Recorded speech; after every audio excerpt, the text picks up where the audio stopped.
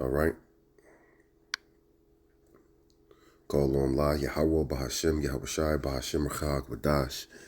Double honors to the apostles and elders of great millstone that rule well, and salutations to the elect pushing this truth to the four corners of the earth in truth and in sincerity.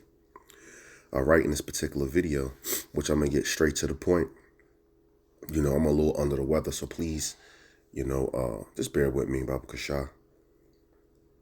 I want to get into refraining from thine appetites. All right, refrain from thine appetite. And your appetite, which I'm going to get the definitions, is basically your desires. Somebody might say, well, hunger, and it would be correct. But let's bring hunger out for a second.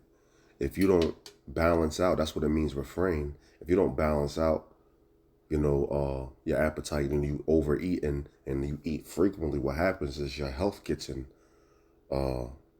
risk, if I could say it like that. You're at risk of bad health, and that could lead to problems with your blood sugar. It can lead to problems with your blood pressure. It can lead to problems with your heart. And that will also trickle down into what? You doing less work because you fucked up. All right? You got to go to the hospital. You're missing camp. You're missing videos because you feel like shit. But appetite gets into more just food. It gets into what? Your desires completely. And there's many desires that a man has. All right? But you got to learn how to balance those things out and don't let them consume you and or distract you. That's Ecclesiasticus 18:30, and we read, go not after thy lust, but refrain from thine appetites, which means to balance out your appetite, right? Appetite, online etymology, craving for food. We just got into that. All right? This is appetite. What's this word right here? Desire. You see? Now let's get the regular definition, the Google one.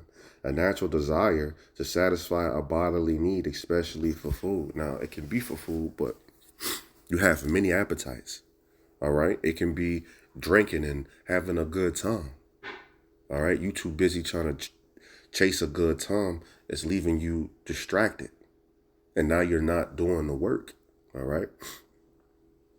But you can have a desire for like women as well, which a lot of brothers, can get what I'm saying on this. You texting this bitch outside or whatever like that, and it goes from a few texts to you've been texting her for a day and some change. You like, yo, she kind of like didn't take you from the spirit, but kind of like distracted you. You would have been usually at the house looking at some videos or whatever, but you don't let this woman come along and distract you from your main mission, your goal. Don't forget, we're soldiers. And soldiers are put on a mission, and we got to see that mission through, and we can't get distracted, right? And women being one of the greatest desires that men have on this side. Hey, Satan will use your appetites for distractions. So that's why you have to balance your appetite out, all right? Getting into what? Once again, your desires. Let's get the word distraction. Distraction. A thing that prevents someone from giving full attention to something else, right? In this case, it's going to be the truth, all right? You too busy chasing a bitch. You diss Sophia, all right? That's supposed to be your first love, your first wife. How about that? And all these other women, they become second, third, fourth, so on, all the way up to 17, if that, is the case. But, right, you can't be distracted. Because Satan will use your appetites to distract you. So you have to balance them out, right? 2 Corinthians 2:11. Lest Satan should get an advantage of us, for we are not ignorant of his devices. The devices getting into what? His plots, his plans, how he moves. We know exactly how Satan moves, all right? He's subtle, he's patient, but we know his old one too, his tricks. Like, let's take women. All right. He used Eve against Adam.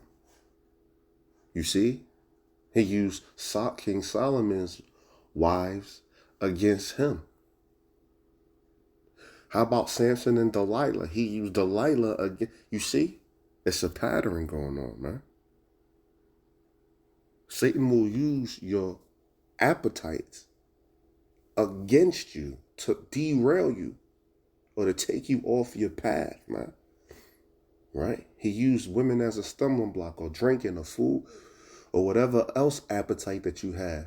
All right? Soon as you start getting into something else more than this truth, that is an appetite. That's a desire that you had, and you're actually carrying out it. But if you ain't balancing it out and you found yourself putting this truth on the back burner, boom, it has been revealed to you in the spirit. That is an appetite that you got to learn how to balance out. All right? Does not the scripture says, examine thyself? You know what you need to work on. See, you don't have to tell me what you got to work on. Sometimes, brothers hanging with each other and it's certain shit come out and brothers, give advice. Don't look down on you. Don't do anything. Let's give you advice, and we don't go home and feel like we better than you and no shit like that. All right? But not all the time you got to tell anybody. You know what you got to work on. So work on it, and don't lie to yourself. A man that lies to himself is a dangerous motherfucker, man. If he lies to himself, he'll lie to anything and anybody, right? You know what you got to work on. I got this problem. I got that problem. All right? Your desires can get in your way.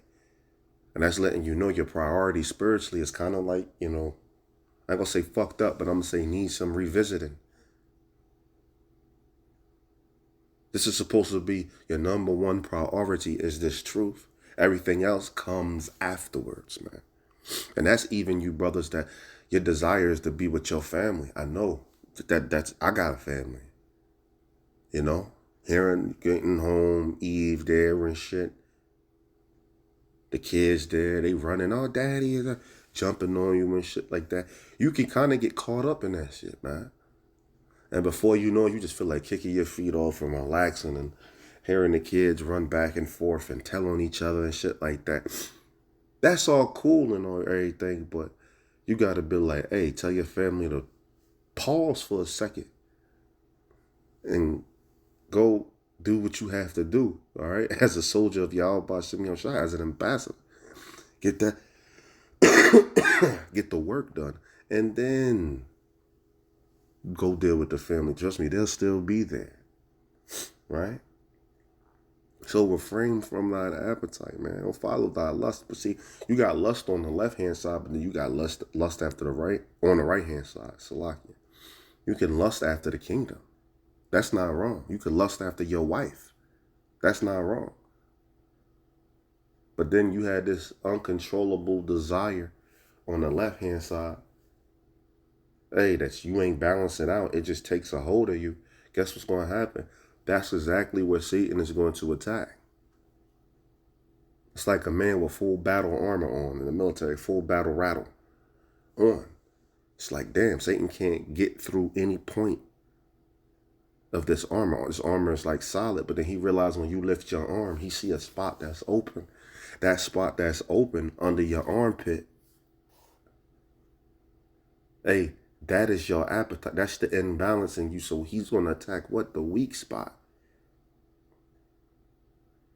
And in my experience, he liked to use Eve. Hey, phone had to chime in on that.